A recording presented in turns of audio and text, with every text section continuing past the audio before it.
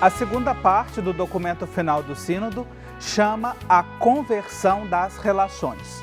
Fazendo referência ao Evangelho de João, na barca juntos, afirma que a jornada sinodal começou a partir da escuta do convite do sucessor de Pedro, mas, acima de tudo, o que experimentaram foram os relacionamentos que sustentam a vitalidade da igreja, animando suas estruturas e que uma igreja sinodal missionária precisa renová-los. Eu recebo os nossos convidados para esta conversa de hoje.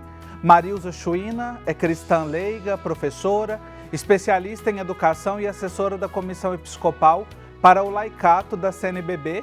Já participou aqui do nosso programa. Mais uma vez, é muito bom recebê-la aqui no Igreja Sinodal. Marilza, seja bem-vinda. Obrigada, Marcos. Uma saudação especial a todos e todas que nos acompanham. E é sempre um prazer e uma alegria fazer parte dessa jornada e nos encontrarmos na caminhada. Obrigado. E o outro convidado para o nosso diálogo é o padre Pedro Igor Leite. Ele é professor de teologia na Unicap, em Recife, e reitor do Seminário de Filosofia da Diocese de Garanhuns, no Pernambuco, clero ao qual ele pertence. Também já participou aqui com a gente no Igreja Sinodal. Padre Pedro Igor, seja muito bem-vindo.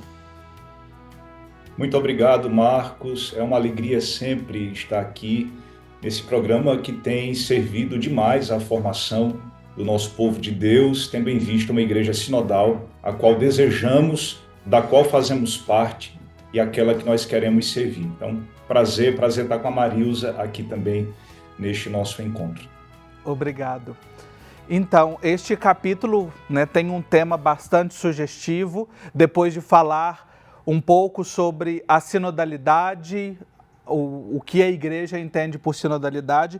E eu queria começar escutando você, Marilza, porque logo no início desse capítulo, que trata de carismas, de vocações, de dons compartilhados, de ministérios, mas que fala dessa necessidade de nós convertermos para melhorar as nossas relações enquanto sujeitos, enquanto membros do povo de Deus numa igreja sinodal. Olhando para esse caminho percorrido também durante este processo do sínodo, o que você vê ou como você vê que nós podemos acolher este chamado, este convite à conversão das relações?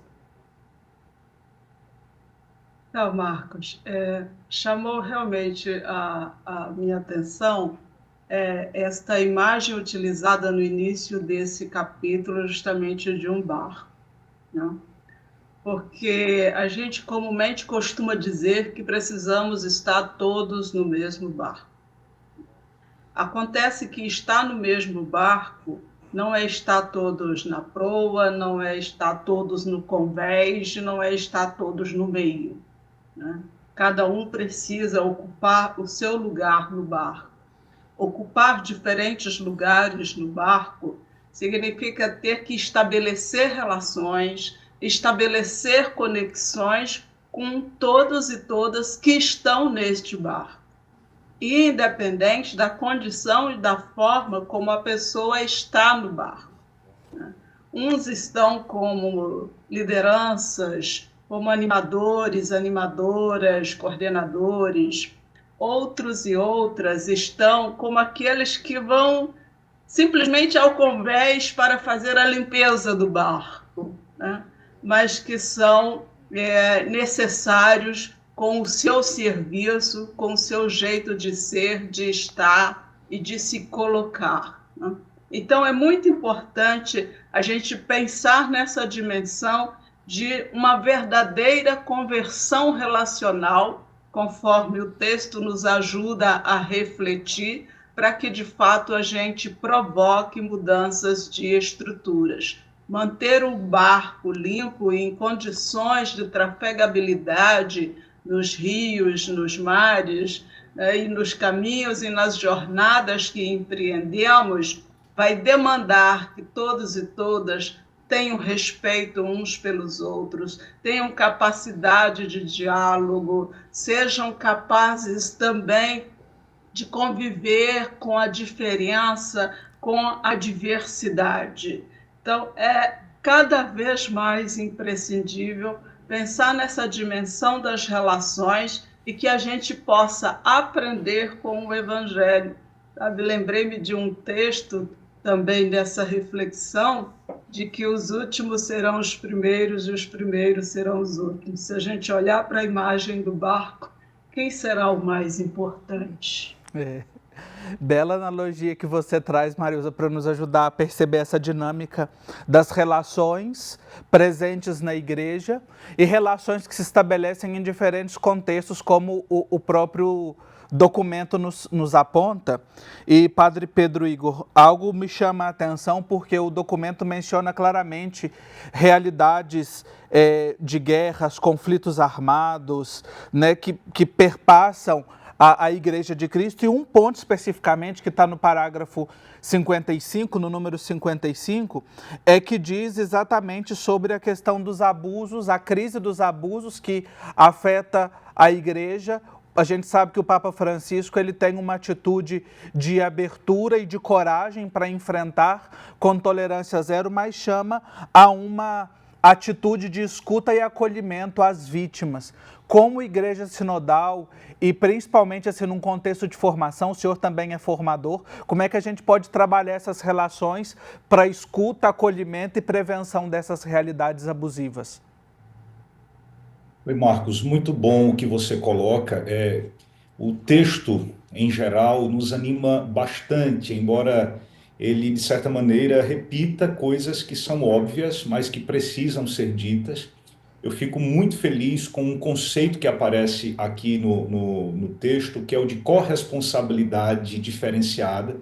Eu acho que nós vamos ter muito que conversar para entender e, ao mesmo tempo, para deixar mais nítido o que significa esta corresponsabilidade diferenciada, para dizer que toda a igreja, a partir do batismo, todos nós, como batizados, temos responsabilidades em relação à igreja sinodal missionária. E aqui, nesse tópico que você coloca, chama minha atenção o fato de que a Assembleia Sinodal coloca às claras a responsabilidade da igreja perante os vários tipos de abuso. É muito importante perceber que o documento deixa claro que são vários abusos, em outros lugares isso aparece, dizendo que existe, e na história existiu e existe, abuso do ponto de vista sexual, mas abuso de consciência, diversas violências que a igreja precisa reconhecer e pedir perdão. Porque para que haja uma conversão dos relacionamentos, é preciso fundamentalmente reconhecer o erro, pedir perdão, passar por um processo de profunda conversão. Mas de modo específico, o que nos aparece aqui é o fato da escuta, ouvir, né? Ouvir a voz das vítimas, ouvir a voz dos que são ou foram violentados. A Igreja Sinodal, e isso já quando o Papa Francisco convoca a Igreja lá em 2015 para um processo sinodal, ele coloca a característica da escuta, que é mais do que ouvir, coloca essa característica como sendo fundamental exatamente porque é um exercício de anti-autorreferencialidade. A pessoa e a instituição autorreferencial têm dificuldade de escutar. A pessoa ensimesmada no narcisismo clerical não escuta. E a característica para uma igreja sinodal, em primeiríssimo lugar, não é ter a palavra final que define, ter uma resposta pronta para coisas que nem foram escutadas, mas é, sobretudo, fazer o exercício da escuta.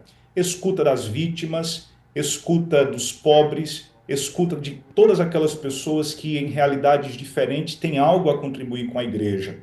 Também Francisco diz que é somente escutando uns aos outros que nós podemos escutar a voz do Espírito. Portanto, é fundamental aqui a escuta, não só neste caso, no caso das vítimas, mas para todo o processo de renovação missionária e sinodal da igreja, é fundamental mecanismos, instrumentos de escuta, que, como o próprio Francisco diz noutra oportunidade, é muito mais do que ouvir, é curvar o ouvido, não é? É auscultar profundamente aqueles que podem clamar, gritar. Olha, a gente falando da conversão das relações nessa perspectiva, e dois pontos, 2 elementos muito importantes que já trazem a Marilza Schwinn e o Padre Pedro Igor neste primeiro bloco do nosso programa, nos ajudando, né? Uma conversão que é pessoal, mas que também é comunitária, é institucional, é estrutural, para que, de fato, nós nos sintamos todos no mesmo barco, né? A barca da igreja, a barca que o Evangelho nos traz e que nos apresenta. Esta é a segunda parte do nosso documento final, que foi fruto da segunda sessão para o sínodo, da segunda sessão do sínodo sobre sinodalidade. Se você quiser rever as reflexões anteriores, estão todas disponíveis no nosso canal do YouTube, basta você procurar @Igreja Sinodal. A gente vai fazer um intervalo bem rapidinho e na volta eu continuo a conversa com alguns elementos, outros de destaque dessa segunda parte. Até já!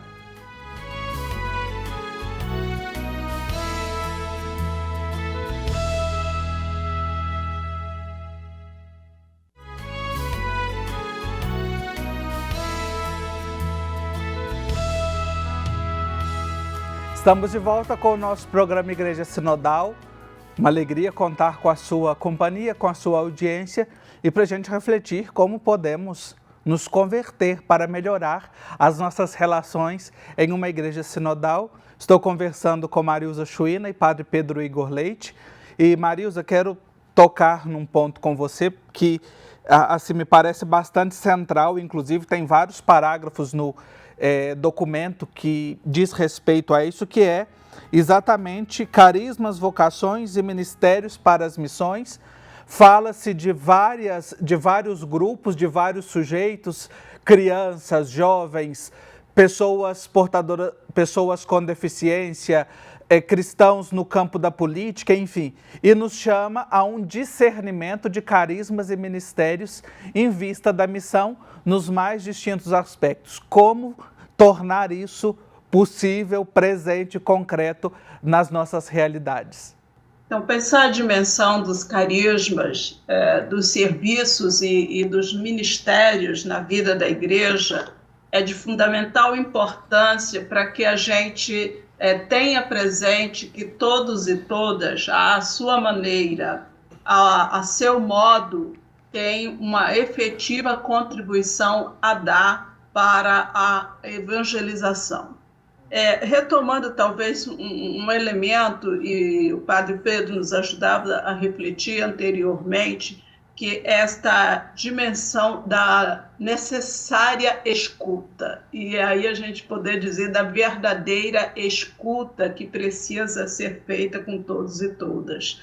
E Jesus nos dá esses exemplos claros, porque quando ele escuta as pessoas, a partir da escuta é que vão surgir as palavras e os gestos com o qual Jesus vai orientar, vai acalentar, né? Como a gente pode perceber em várias passagens bíblicas, com as mulheres, com os leprosos, até mesmo com o cobrador de imposto, com as crianças, com os jovens.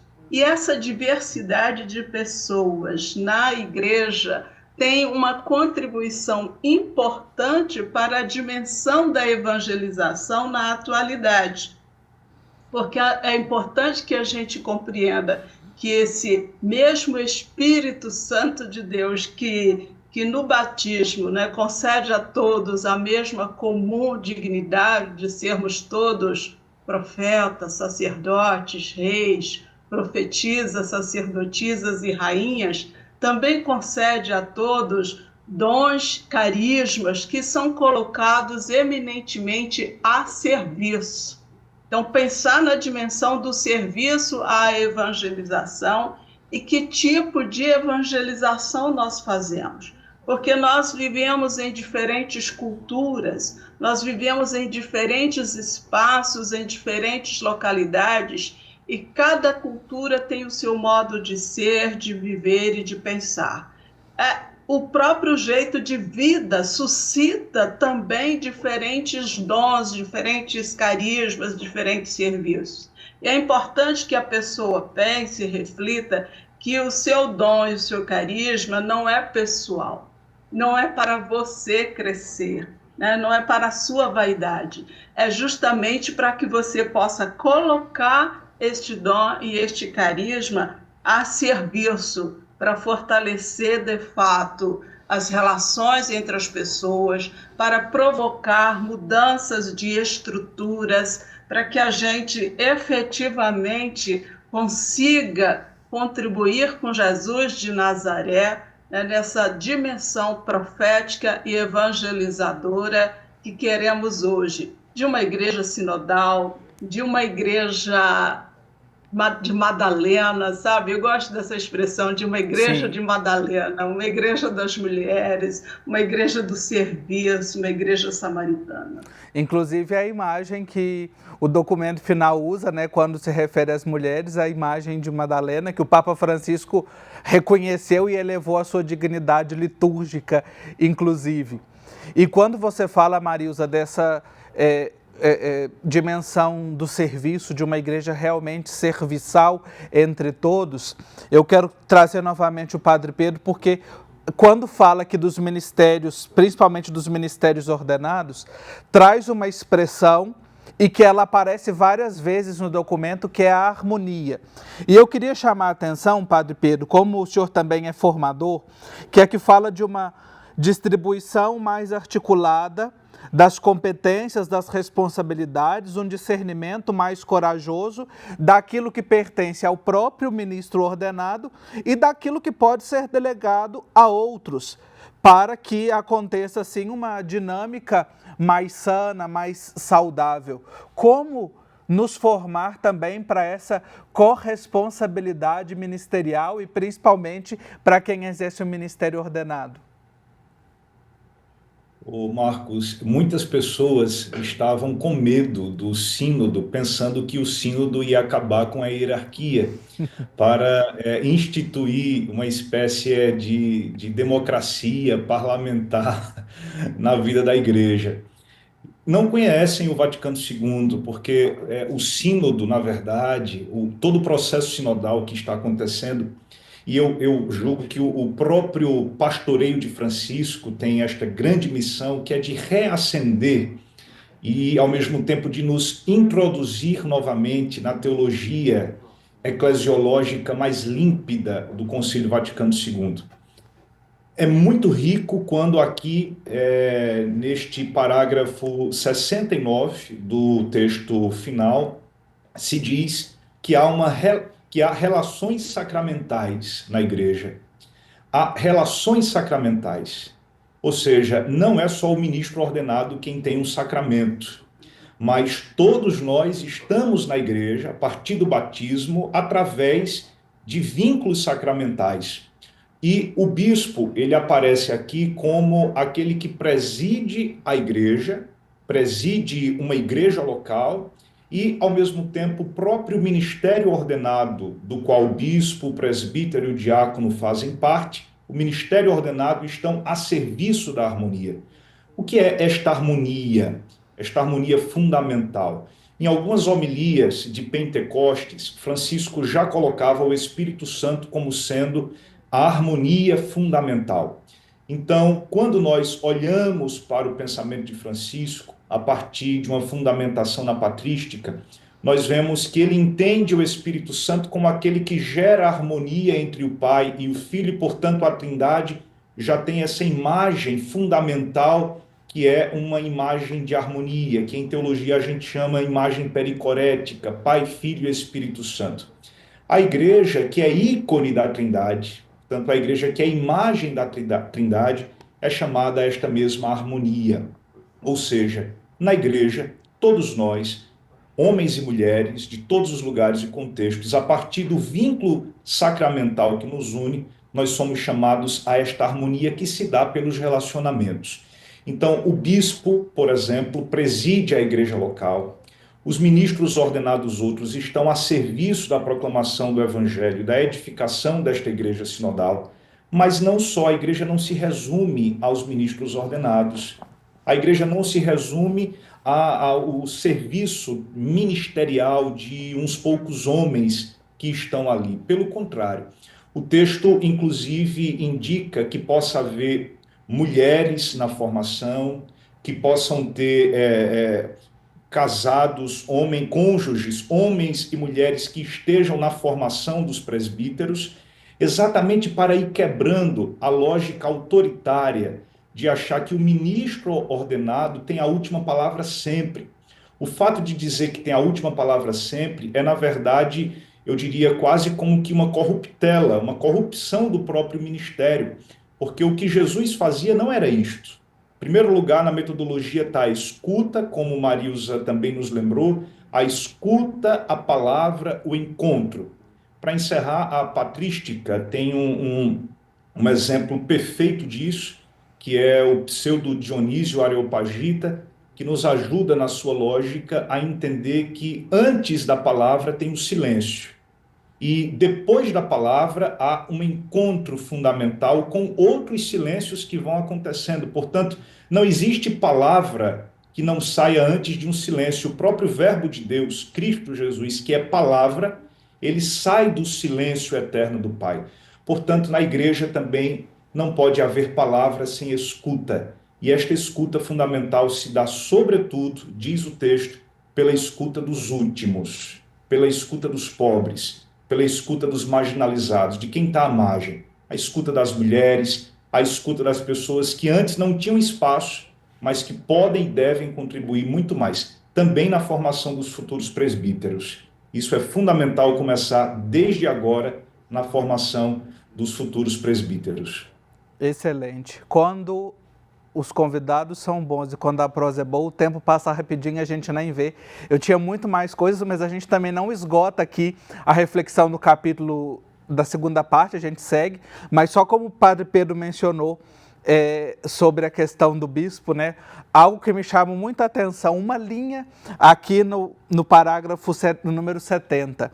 A Assembleia Sinodal deseja que o povo de Deus tenha maior voz na escolha dos bispos. Depois a gente vai seguir falando sobre isso, mas a nossa participação como todos e todas membros do povo santo e fiel de Deus, como nos diz o Papa Francisco. Padre Pedro Igor, obrigado pela sua participação no nosso programa hoje.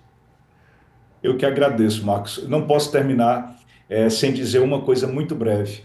O documento chama a atenção para que a gente cuide também dos bispos, dos ministros ordenados, da sua fragilidade, também das suas fraquezas. Então, volta a olhar para essa antropologia fragmentada da qual todos nós fazemos parte, própria da pós-modernidade. Obrigado pelo convite. A gente volta a se encontrar.